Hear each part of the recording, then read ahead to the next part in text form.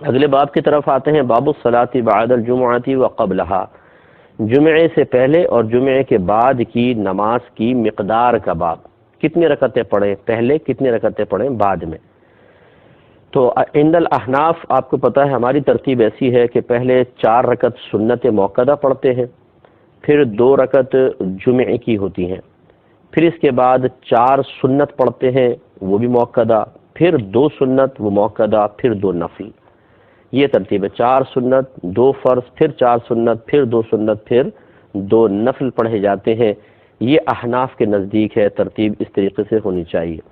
باقی حدیثوں میں مختلف طریقے سے آیا ہے، وہ بھی میں آپ کی خدمت میں عرض کر دیتا ہوں۔ اور ضمن میں عوام کو عرض کر دوں کہ جب جمعے کے دن آپ نماز پڑھیں گے، چاہے سنت پڑھیں، چاہے فرض پڑھیں، چاہے نفل، اس میں نیت جمعے کی ہوتی ہے، ظہر کی نہیں ہوتی ہے۔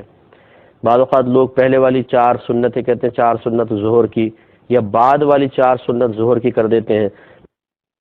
جب جمعہ کی نماز آپ پڑھ رہے ہیں، اس میں ہر رکعت میں یہ چاہے مطلب ہر نماز میں چاہے سنت ہو، فرض ہو، نفل ہو، جمعے کی ہی نیت کرنی ہوگی کہ جب آپ جمعہ ادا کر رہے ہوتے ہیں تو اس وقت ظہر نہیں ہوتی ہے۔ روایت دیکھیں، حدیث نمبر 937 ہے، حضرت عبداللہ بن عمر رضی اللہ تعالی عنہما بیان کرتے ہیں کہ رسول اللہ صلی اللہ علیہ وسلم ظہر سے پہلے 2 رکعت پڑھتے تھے، اور ظہر کے بعد 2 رکعت پڑھتے تھے،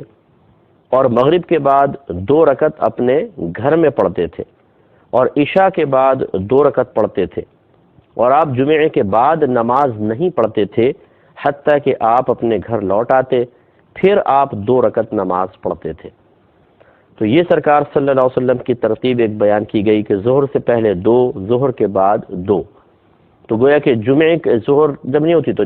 جمعے سے پہلے 2، جمعے کے بعد 2، یہ بھی اس حدیث کے مطابق یہ منقول ہے۔ اور مغرب کے بعد 2 رکعت اپنے گھر میں پڑھتے تھے، عشاء کے بعد 2 رکعت پڑھتے تھے، اور جمعے کے بعد مسجد میں نماز نہیں پڑھتے تھے، اپنے گھر پر آ کے 2 رکعت پڑھتے تھے۔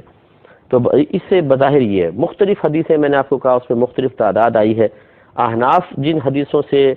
نتیجہ نکالتے ہیں، یہ مصنف عبد الرزاق کی روایت ہے، وہ میں آپ عرض کر دیتا ہوں۔ حضرت قتادہ رضی اللہ تعالی عنہ بیان کرتے ہیں کہ حضرت عبداللہ بن مسعود رضی اللہ تعالی عنہ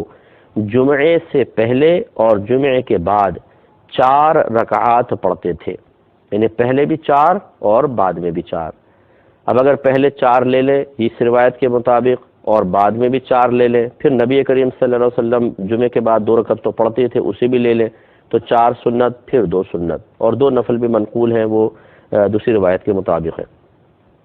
اسی طریقے سے اسی کتاب میں ہے،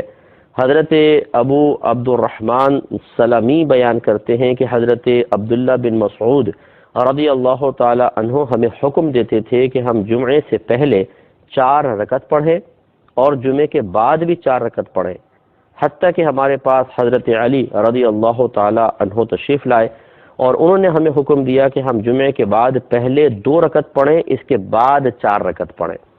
تو دیکھیں ابھی ترتیب ایسے ہو سکتی ہے، پہلے 2 پڑھ لیں، پھر 4 پڑھ لیں، پہلے 4 پڑھ لیں، پھر 2 پڑھ لیں، یہ تو مختلف روایات میں مختلف آیا، تو اس لیے احناف نے صحابہ کرام علیہم رضوان کی ان تلقینات کو بھی نظر انداز نہیں کیا، کیونکہ یاد رکھیں کہ یہ رکعتوں وغیرہ پڑھنا، سنتیں پہلے 4 رکعت، بعد میں 4 رکعت، 2 رکعت، یہ تعین کوئی صحابی رسول صلی اللہ علیہ وسلم بھی اپنی طرف سے نہیں کر سکتے ہیں، کیونکہ یہ معاملہ عبادات کا ہے، اور عبادات کا تمام تر جو معاملہ ہے، یا اس کے تمام تر جو احکام، جو اس کی ترتیب ہیں، جو ان کی مقداریں ہیں، وہ نبی کریم صلی اللہ علیہ وسلم سے ہی منقول ہے، کیونکہ بذریعہ وحی آپ کو یہ تمام چیزیں بتائی گئی ہیں۔ اسی لیے ہم مغرب کی 3 رکعت پڑھتے ہیں، 4 نہیں کر لیتے، 2 نہیں کر لیتے۔ فجر کی 2 رکعت ہی پڑھتے ہیں، اس کو 3 یا 4 میں تبدیل نہیں کر سکتے ہیں، اس لیے ہم پابند ہیں اس چیز کے۔ تو خلاصہ کلام یہ ہے کہ جمعے کے دن ان تمام حدیثوں وغیرہ کو ملا کر جو نتیجہ احناف نے نکالا وہ یہی ہے کہ جمعے سے پہلے 4 رکعت پڑھ لیں، اس کے بعد پھر جمعے کی 2 رکعت فرض ہو گئے، یعنی 4 سنت، پھر 2 فرض، پھر 4 سنت، پھر 2 سنت، اور پھر 2 نفل نماز پڑھ لیں۔ یہ ترتیب قائم رکھنی چاہیے۔